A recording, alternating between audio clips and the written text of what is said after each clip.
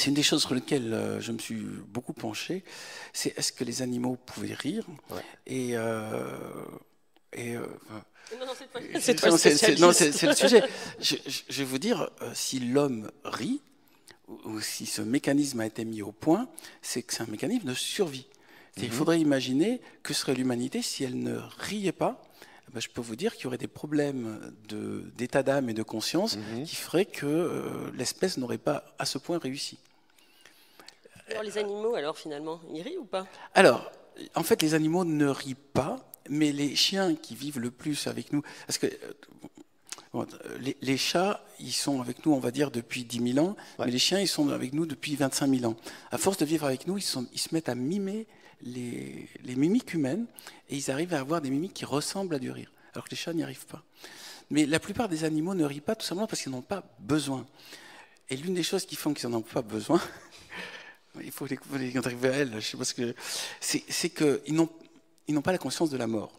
Nous, ce qui fait notre angoisse, ce qui fait qu'on n'est pas complètement cool, il y avait Woody Allen qui disait l'homme ne pourra pas être complètement décontracté tant qu'il sera mortel. Donc, c'est qu'on se dit, putain, quoi qu'on fasse, on va crever.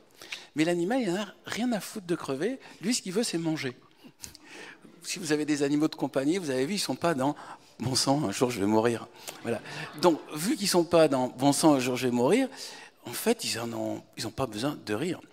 Mais nous, on a inventé, du fait qu'on se projette dans le futur, plein de sources d'angoisse, ce qui fait qu'on est tout le temps un peu nerveux, et le rire est une manière de relâcher la pression. Mais les animaux, à mon avis, ne rient pas. Il y a des cacatoès qui arrivent à imiter le rire humain. Il y a des animaux qui, voulant plaire aux humains, se mettent à les imiter, mais ils ne savent pas pourquoi ils le font. Et le mécanisme du rire, je vais juste l'expliquer, après je vais rentrer que je dis. Voilà, c'est simple. On a un cerveau droit et un cerveau gauche. Rentrons dans la technique. Le cerveau gauche, c'est le sérieux. Le cerveau droit, c'est le poète. Enfin, le cerveau gauche, c'est le matheux. Et le cerveau droit, c'est le poète. Et quand il arrive un phénomène inexpliqué, qu'on ne comprend pas, le cerveau gauche envoie au cerveau droit, il se dit, voilà, c'est compliqué, ça a l'air un truc de poésie ou un truc bizarre, irrationnel. Et le cerveau droit ne sait pas le gérer non plus, et il dit, attends, moi, cette patate chaude, je ne sais pas quoi en faire. Et lorsque les deux cerveaux ont décidé qu'ils ne savent pas gérer l'information, on décide, ok, on relâche la pompe, on va se mettre à se marrer, parce que comme ça, on gagne du temps. C'est pour ça qu'on rit. Voilà, je vous donne le truc. Mais c'est une gêne, c'est une sorte d'accident de deux informations électriques qui arrivent à un endroit qui ne peut pas les gérer. Et au moment où on rit, ça nous envoie un truc très sympa, qui sont les endorphines, qui font qu'en plus, ben, on est content.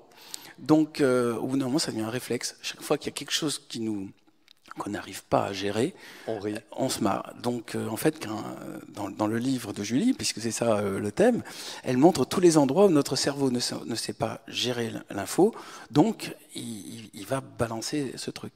D'ailleurs, ça peut être une manière de vivre, c'est que tout ce qu'on ne comprend pas, on se marre. Et en plus, on se fait des copains, hein, parce que c'est communicatif. Mais le rire est le propre de l'homme, mais c'est un processus de survie, et c'est ça qui fait qu'on n'est pas fou.